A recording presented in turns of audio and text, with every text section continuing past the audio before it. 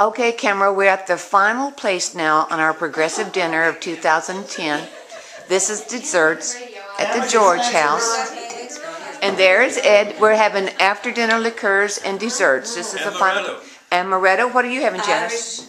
Bailey's. Bailey's? Okay. Kahlua here. Kahlua. Marquis is having Kahlua. And this, June, what are you going to have? Bailey's. June's going to have Bailey's. And Lynette is being hostess. No. Paul, we'll get you with it. What did you have, Judy? Oh, Bailey's. It's good, isn't it? And what about you, Diane? Amaretto. Amaretto.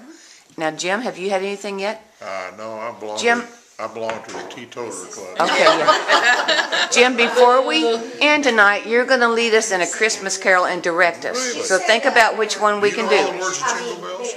We might. He's going to leave. He's going to leave in a hurry if he has to direct all of us. Diane. And Eddie, what are you going to have?